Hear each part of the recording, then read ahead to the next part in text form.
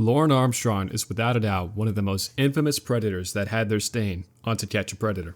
Sure, there are many infamous predators such as Jeff Sokol, John Kennelly, but none of these predators have managed to spread outside of their initial sting. Lorne has shown through the years that he is like a cockroach that will not go away. He has been arrested twice, the first coming after his stint on the show, including charges of intent to sex with a minor and intent to produce CP. Then about 12 years later, in 2019, he was arrested for a second time. He accumulated 5 alcohol violations, which landed him 6 months in jail. Today, we're going to be looking at the little things he does during his interaction with Chris Hansen. With these subtle movements, we may be able to find out more about what he may be thinking or feeling. To Catch a Predator is a popular show that involves a decoy that predators message. After some mutual texts, predators come to a sting house set up by the crew, and this is where they interact with the host, Chris Hansen. Now, I'm only going to be covering the in-show footage. If you want me to cover things outside of the show, let me know in the comments.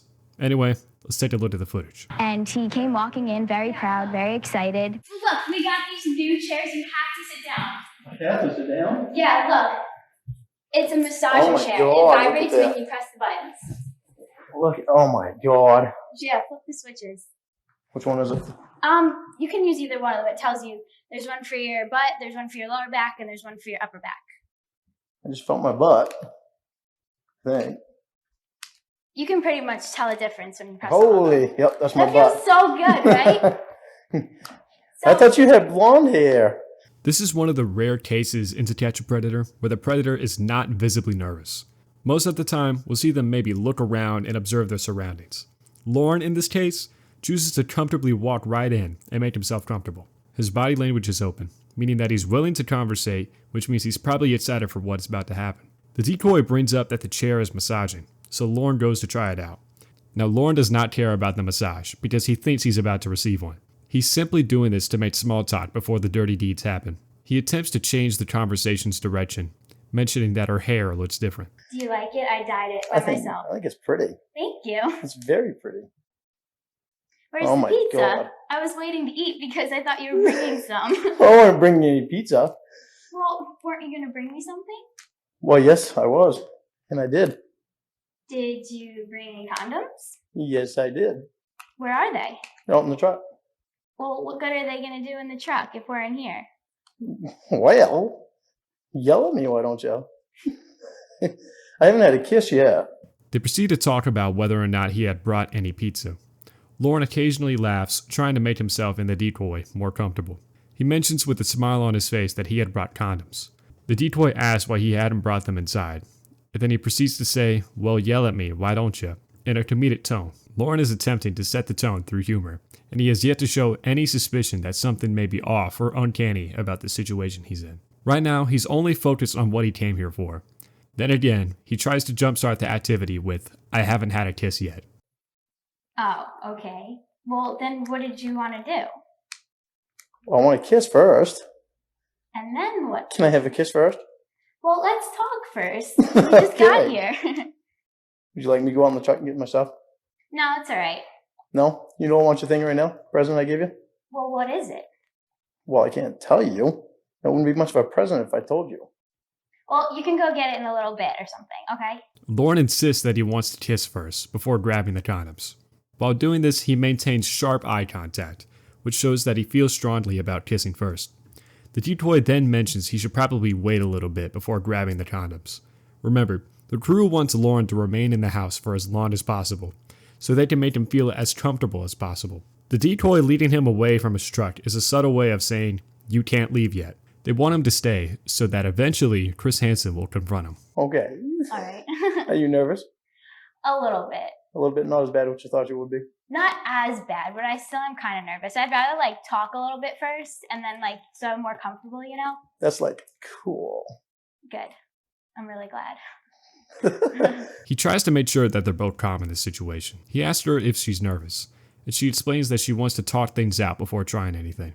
This is probably against what Lorne wanted to do, but he's willing to wait. He states that talking first is like cool, which is an attempt to seem cool, I guess. I like seeing you in person. Yeah, I like seeing you too. Good. So This is getting hot. How come? oh, because press the red button. It's like Oh. heater too. You gonna have a seat too? I like to sit on the edge of chairs. Do you? Yeah. Seem pretty comfortable there. Hi, sir. How are you? All right, how are you doing? What's happening? Lorne adjusts his sitting position, stating that the massage chair is getting hot. Now, we don't know for certain if the chair actually has a heater. Assuming it does, it means that Lorne is desperately trying to find a way to calm himself down. This can either be through laughing or adjusting his seat position. He then asks the decoy if she also wants to sit down. She says that she prefers sitting on the edge. My thought process is that she's sitting on the edge to have an easy way out. If she were sitting in the middle of the seat, it would be harder for her to escape if Lorne had tried anything. Then, the mighty Chris Hansen appears. Lorne immediately acknowledges him as a way to try and not seem nervous or scared. He asks how Chris is doing, and this is where their fabled conversation starts. Not too much? Not too much. You a Boston fan? Yeah, actually, I don't even watch baseball. No, but it's a Boston Cap. It's a Boston Cap, yeah. So what are you up to tonight? Not a whole lot. Not a whole lot? No. Well, I'll tell you, for the last several days, you've been up to a lot. You're a pretty prolific chatter there.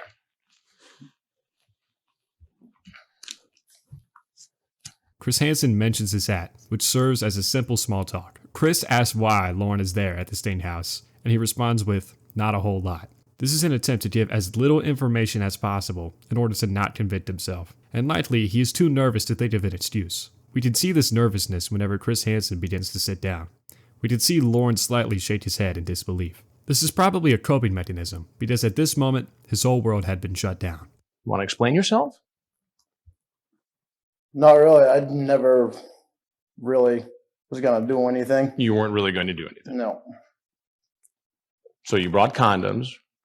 What else did you bring? I brought her a bracelet. A bracelet. And she is how old? She's supposed to be 13. Supposed to be 13. And how old are you? 37. 37.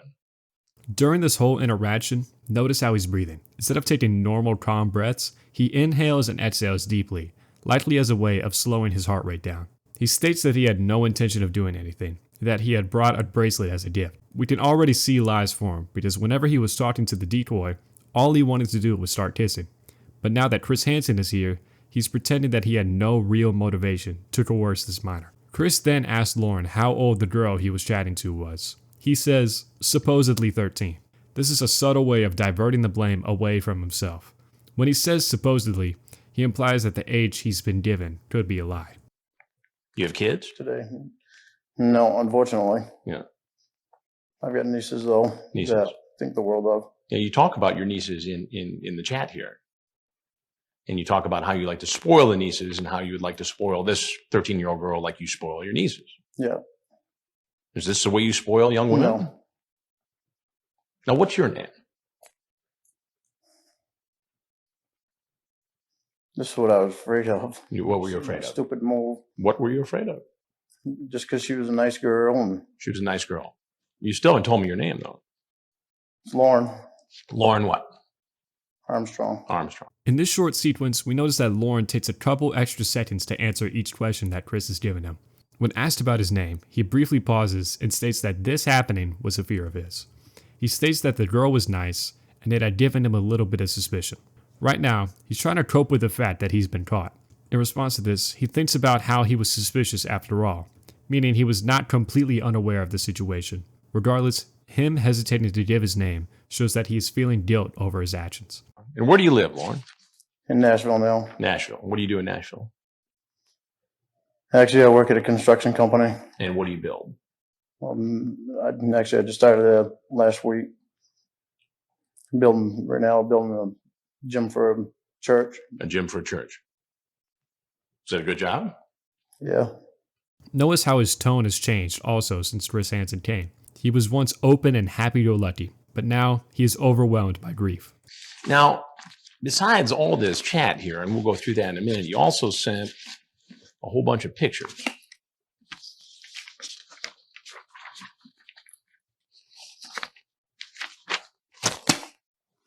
Now, why would you think that's appropriate? It's not. It's not. Those are all your pictures, right? Is that all you do in your spare time? No. In this clip, we barely hear him say anything. Chris Hansen asks multiple questions and is met with almost no responses. You see, right now, he's trying to hold himself together. His whole world has just been shut down because he knows he's been caught. This is his time to try and relax and maybe come up with possible excuses.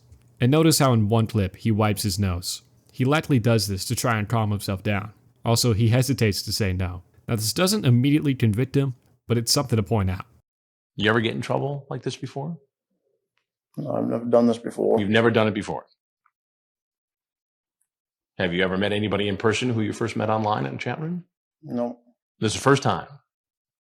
So Yeah. what made you, all of a sudden, for the first time, get online, chat up a 13-year-old girl, and drive up from Nashville to meet her for sex? I didn't. Lorne, you send her naked photos, you have an explicit conversation, and you bring condoms. What does that add up to? I know. One thing I want to point out is the face he's making while talking to Chris Hansen. We can see that he's slightly protruding his lips outward, and his eyes give a very regretful look. This, coupled with his body language, paints the picture that right now is a very emotional moment for him, and currently he may be trying to prevent himself from breaking down. At first, you seem like the Good Samaritan, the protector. Don't tell me your last name. Don't ever tell anyone from the internet your last name, okay? Okay, why? Because there are some real weirdos on here sometimes, and they might try to go looking for you. So don't ever tell them your last name, your address, your phone number, the town you live in, or the school you go to. You're one of those weirdos. This clip sums up my viewpoint so far. Chris Hansen is shutting him down verbally, and Lorne is trying very hard to keep himself together. During this whole interaction, he has his hand on his face, which is another attempt to calm himself down. I love how Chris Hansen immediately shuts down any attempt of Lorne making an excuse. He says that Lorne was trying to be a good Samaritan by trying to tell her to keep her information private, as showing this information could lead people to her house. But what he's failed to realize was that he was one of those weirdos. I mean, was that some kind of a ruse to gain her trust? No, it wasn't. It wasn't. So how did it go from, hey, be careful, don't give anybody your last name, to, hi, here's some naked pictures of myself and I'm coming over with condoms? I don't know. You don't know. Well, you must know something. Lorne uses the classic excuse of, I don't know, to explain why he came to the house. We can see at one moment he's moving his tongue behind his lips. This, again, is equivalent to biting nails or shaking a leg. They're all self-soothes. I mean, help me to understand this. I don't know What do why you don't know? I even did. You don't know why you did it. Well, I think I know why you did it. You did it because you wanted to have sex with a 13-year-old girl. I don't think that. No, what? I don't think that was it. You don't think it was it? Well, why don't you help me out? Why don't you tell me what it was then? Because I wasted 5 years of my life on the internet talking to girls that gained my trust, and she seemed like somebody I could trust. You could trust. So when you say you spent 5 years on the internet, what, getting taken advantage of by women? In what way? In every way. Right now, he's trying to use the excuse that the women he talked to on the internet took advantage of him. Now, we don't know about his past internet experience before this show. But we can definitely conclude that regardless of the manipulation he says is going on, he still showed up to the steakhouse. We can see from the lack of eye contact that he isn't really confident in his defense. So instead of owning up to his actions, he's going to roll with this victim mentality. For instance. I was up in Washington State. That's when I started going on the internet. When you lived in Washington State, you started going on the internet, and what happened? I met a girl, and she said her name was Amanda James, and she told me that her daughter was her niece, and that she was watching her niece. Well, she was actually had custody of her niece. And then? 3 years later, I moved back to Maine just to be close to her because she lived in Pennsylvania. And I didn't date anyone. I didn't see anyone because of her. He brings up a story about this woman named Amanda James, whose daughter is her niece. Now, I don't know if her daughter is literally her niece, so I'm just going to assume that she's simply taking care of her niece. He then says he moved all the way to Maine to be closer with her because she lived in Pennsylvania. According to him, he no longer had a social life while he was in contact with Amanda. So far, none of the story has any potential reason that he's in the staying house. Also, I do believe it's a little weird for a person to move across the country to be closer with someone they met online. If I were him, I would just talk to local females in my area. Oh yeah, and I also wouldn't talk to kids. All right, so what happened? I got back to Maine and I was talking to her on the phone, and my sister wanted to say hi to her, and my sister had been on the internet for a couple of years, and she was able to read people pretty good. And what happened? And she got on the phone with her, and after she got off the phone, she was only on the phone with her for about 2 minutes, and she got off the phone with her and told me that she wasn't real. She wasn't real. She told me she was lying to me, and she'd been lying to me all along. Did you ever meet this woman? Before we dive into the story, we have to acknowledge the way he's communicating. Currently, he's probably experiencing a strong wave of emotions. Right now, he's probably reflecting on all the choices he made that led him here. We can also observe that he's having a hard time getting his words out. But this made sense given all the emotions that he's feeling. Now let's get to the story. He adds some information that also doesn't help his case. He brings up the fact that his sister is, quote, good at reading people. She then talked on the phone with Amanda and determined that she wasn't real. Did you send her money?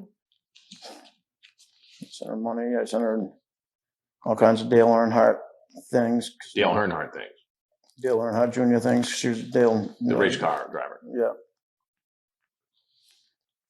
And so because you got taken advantage by a couple of women on the internet, you thought it was okay to take advantage of a 13-year-old girl on the internet. No, I didn't. You didn't. No. Notice how many times he touched his face during this interaction. Anyway, he mentions that he had sent her many gifts that revolved around Dale Earnhardt. And Chris Hansen mentions that this doesn't have anything to do with him meeting with a 13-year-old girl. This may be a stretch, but Lorne may be trying to talk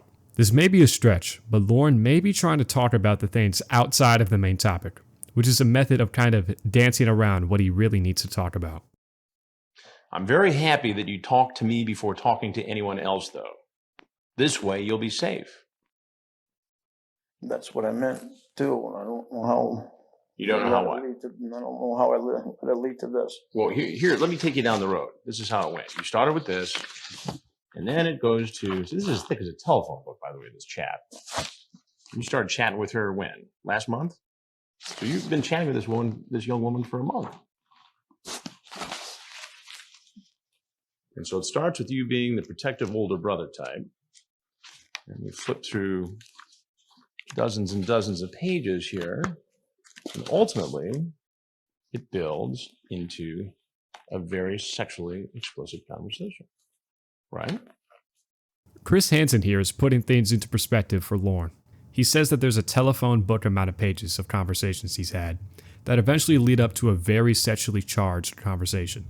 Now, he's about to read a particular message, and it may very well be offensive, so proceed with caution. I wish I were sticking it in you right now. You tell her to delete her archives after we stop talking again, okay? Why did you want her to delete her archives? After reading that frankly disgusting message, Chris Hansen wants to touch down with Lorne on why he's asking her to delete her archives. Help me out. I didn't want to get in trouble. I didn't want her to get in trouble by her parents. I mean, this goes on and on and on. Lorne states that he wanted her to delete her archives so she wouldn't get in trouble with her parents. He is also asking this because he wants to remove all ties of this conversation being linked to him. Also, Chris Hansen shows the extraordinary length of the chat logs. Do you think naughty thoughts about me before you go to sleep? You talk about getting married to her. Getting married. She's 13. Yeah, Huh? when she was 18. Whoa. What do you mean she was 18? So I meant when she was 18. Well, you were going to marry her when she turned 18. But you're just going to have sex with her from the ages of 13 to 18 now. Here, Lorne attempts to say that the girl was 18. Chris Hansen corrects his mistake by saying he wanted to marry her whenever she turned 18. Also, during this time, Lorne has kept the same somber expression. This means that regret is probably setting in. Are you excited about me or my penis?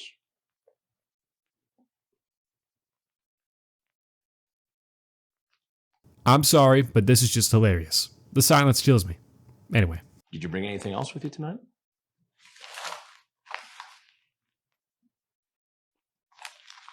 Like what? Like anything? Nope. Food, alcohol? Nope. So just the bracelet and the condoms? Nothing else? Lorne states that he had brought nothing. Remember, the crew does not want him to have any weapons or things like that. What do you think ought to happen to you? Oh, here's a good one. Is Miss Vagina thinking about Mr. Penis? What is she thinking? What's up with that? After they talk about Mr. Penis, we begin to see that Lorne is beginning to cry. The tightening of his face tells us that he has finally reached that point, and likely his emotions are going to begin to flow strongly.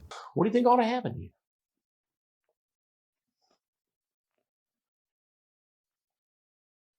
Help me out.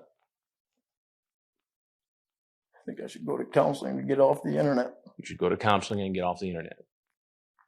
Did you ever say to yourself, hey man, I got a problem here? No, because I never thought I did. You never thought you did. Does this incident make you think that perhaps you have a problem? What's good is that Lorne states he needs professional help. Usually in these cases, the predators try to defend themselves, but Lorne makes the good decision and fesses up. And at this point, he is almost completely nonverbal, likely due to fear and other emotions. What are you going to do about it? I can do some things I can't do that. Oh my God. Well, do you ever watch television much? You ever watch a program called Dateline NBC? Well, there's something I got to tell you. I'm Chris Hansen with Dateline NBC, and we're doing a story on this. Now, you're free to walk out of this house right now.